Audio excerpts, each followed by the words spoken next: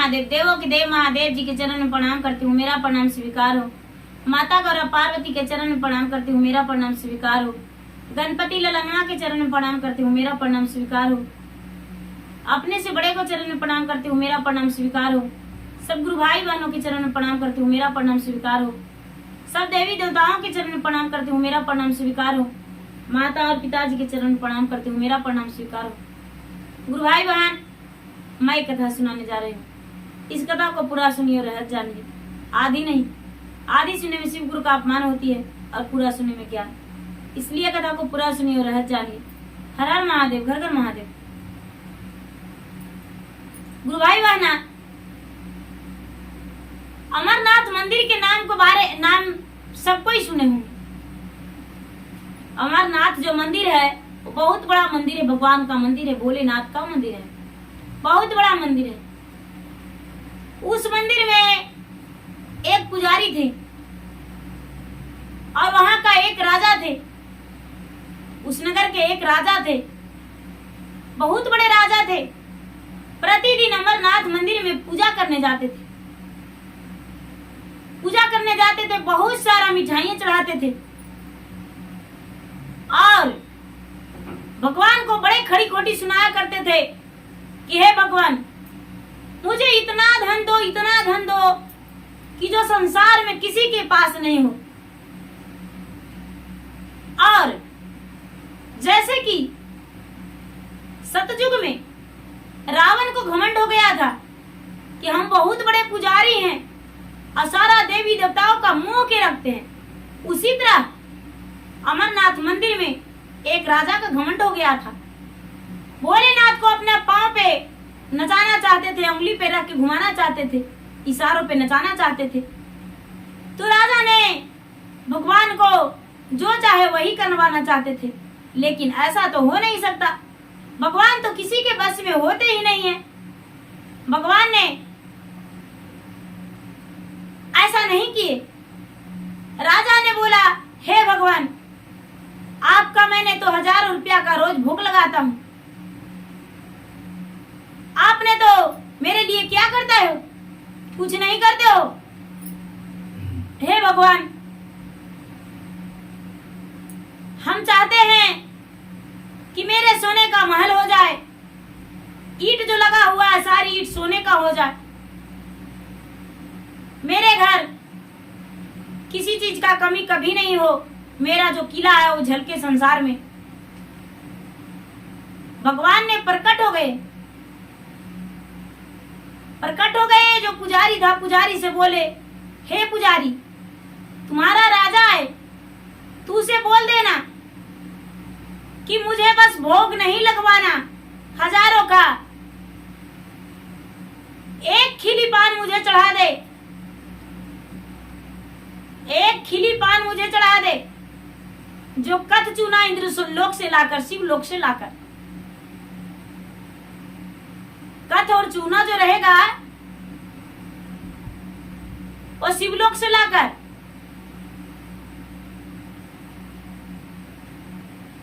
और गज मोती मुझे चाहिए वो बीरा में। ऐसा बात कह के भगवान अंतर ध्यान हो गए। राजा साहब बहुत सारे भोग लगा के प्रतिदिन की तरह भोग लगाने को लिए लाए भगवान मिठाई। राजा मिठाई भगवान को लगाने को लिए, पुजारी दरवाजे पर खड़ी था। पुजारी ने बोला, हे राजन, इस मिठाई को कोई काम नहीं यहाँ पे है, सारे मिठाई को मंदिर से बाहर रखवा दीजिए। भगवान स्वयं आकर भोलेनाथ ने मुझे दर्शन देकर बोले हैं कि हे पुजारी, जो राजा लाएगा भोग, उस भोग को मत लगाना, एक खिली पान वो चढ़ा दे, जो कि इंद्रलोक का कथ और चूना होना चाहिए और गज मोती चाहिए। राजा ने ऐसा बात सुनकर मूर्छित हो गए। मूर्छित होकर और घर लौटने लगे। घर लौटकर पूरा नगर में ढिलवारा पटवा दिए कि जो इंद्रलोक से कथ और चूना ला देगा शिवलोक से, उसे हम आधा आवाज दे देंगे, जो कहेगा वो करेंगे। गुरु भाई बहना, कौन ऐसा व्यक्ति है जो मूर्ख है, जो भगवान के पास शिवलोक जाएगा? शिवलोक जाएगा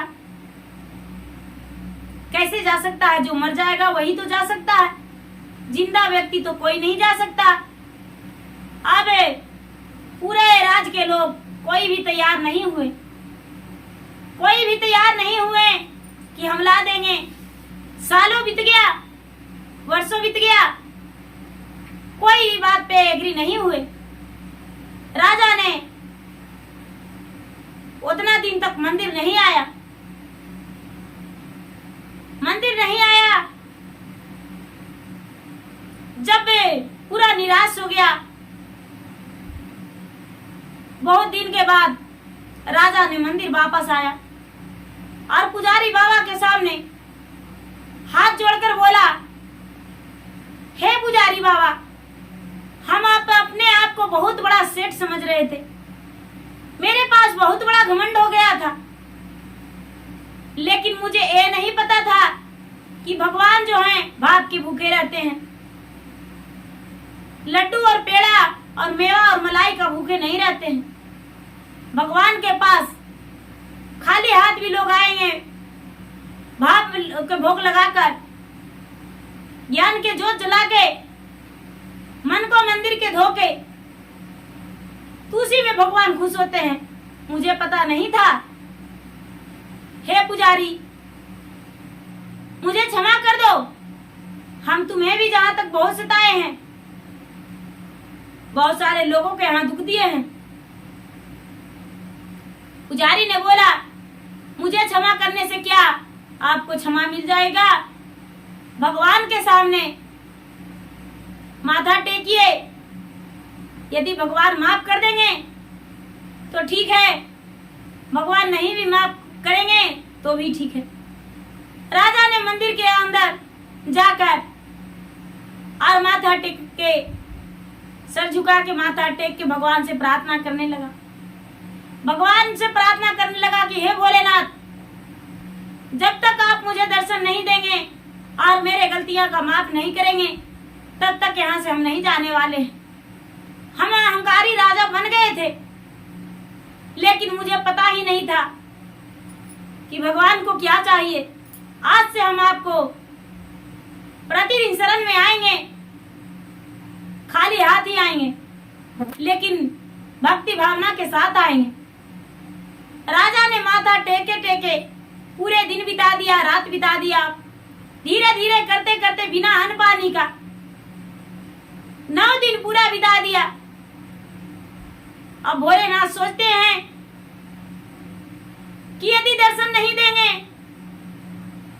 तो ये तो मेरा मंदिर में मर जाएगा, और मर जाएगा तो बहुत बड़ा पाप हो जाएगा।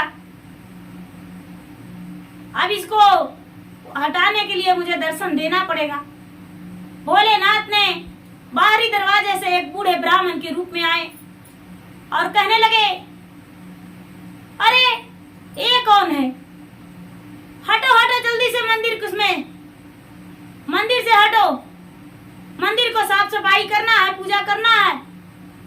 हम बहुत दिन बाद आए हैं मंदिर में, जल्दी से बाहर जाओ। राजा के मन में गुरूर था, अहंकारी था। कहता, ए बूढ़ा, तुम्हें दिख नहीं रहा है? हम भगवान से दर्शन पाने के लिए 9 दिन से पूरे रात दिन बिता दिए हैं भूखे प्यासे। जल्दी से बाहर हट जाओ। जब तक भगवान मुझे दर्शन नहीं देंगे तब तक तू आसपास मत भटकना। बूढ़े ब्राह्मण ने ठठाते हुए भगवान मायावी कहें, राजन, कभी भी तुम्हें भगवान दर्शन नहीं देंगे। तेरा जो अंदर में मन का गुरूर है, घमंड है, वो तो चकनाचूर हो गया। अब किस घमंड में बैठे हो? जल्दी से जाओ, नहीं तो यहाँ से हटा दिया जाएगा। राजा ने नहीं हटा। भगवान का सर्प पूरा मंदिर में लौटने लगा। राजा ने डर से वहां से हट गए। पूरा जो था सर्प पूरा चारों तरफ अपना फुफकार छोड़ने लगा। राजा को लगा कि ओहो, भगवान मुझ पे नारुष्ट है, किस तरह से भगवान को मनाऊं। राजा ने वहां से लौटकर अपने रानी से बोले, हे रानी, हम अपने आप को बहुत बड़ा अभिमान बन गए थे, अभिमानी, लेकिन मैं क्या करूं जो कि भगवान मुझे दर्शन देंगे। रानी बोली, हे प्रभु, आप लोटे में जल भर के अमरनाथ मंदिर जाकर भगवान के ऊपर एक लोटा जल ही आपको चढ़ाना होगा और निर्छल मन से आपको कुछ भी मांगना नहीं होगा। भगवान के सामने माथा टेक कर वापस आ जाइएगा, एक दिन भगवान जरूर दर्शन देंगे। राजा ने कहने के अनुसार, रानी की कहने के अनुसार वैसा ही करने लगा। धीरे धीरे जाता, जल भर के स्नान करके लेकर और भगवान के ऊपर जल चढ़ा देता, चढ़ा के वापस आ जाता। जब राजा ने बहुत वर्षों तक ऐसा किए तो भगवान ने प्रकट होकर दर्शन दिए और बोले, हे राजन, तू वरदान मांगो, हम तुम्हें वरदान देने के लिए आज सामने आए हैं। मांगो, जितने मांग सकते हो। यदि आज तूने वरदान में सोने का महल भी मांग लोगे तो हम दे देंगे। राजा बोला, हे प्रभु, सोने का महल माया का बाजार है, हमने सारा चीज, सारा अभिमान को तोड़ दिए। बस जब मेरा मृत्यु हो तो आपका शरण ही चाहिए, इसके अलावा मुझे कुछ नहीं चाहिए। भगवान ने उसे बहुत बहलाए फुसलाए, लेकिन राजा ने इस भ्रम में नहीं पड़ा और बोला, हे महाराज, जब आप जाएंगे इस दुनिया से तो मेरा सारा धन संपत्ति छूट जाएगा, मेरे पास कुछ भी नहीं रहेगा, मेरे पास कुछ भी नहीं रहेगा। अकेला तन ही मेरा इस शरीर को भी छोड़कर निकल जाएगा पवन। तो इसीलिए हम चाहते हैं कि बस आपका शरण चाहिए। भगवान ने राजा को आशीर्वाद दे दिए कि ठीक है, एन मस्तु, मेरा ही शरण मिलेगा। जिस दिन तुम्हारा मृत्यु होगा अपने ही साथ तुम्हें लेकर जाएंगे। राजा ने वैसा ही पूजा करते रहा। दर्शन पाकर बड़ा खुश हो गया। दर्शन पाकर खुश हो गया और जब उसका मृत्यु हुआ तो भगवान स्वयं उसके प्राण को लेकर शिवलोक चले गए। यमराज के साथ भगवान स्वयं आए और उसका प्राण को लेकर शिवलोक चले गए। उसका प्राण जो था शिवलोक चला गया। गुरु भाई बहना, मेरा वीडियो अच्छा लगे तो इसे लाइक कीजिए, शेयर कीजिए, सब्सक्राइब कीजिए। धन्यवाद। हर हर महादेव, घर घर महादेव।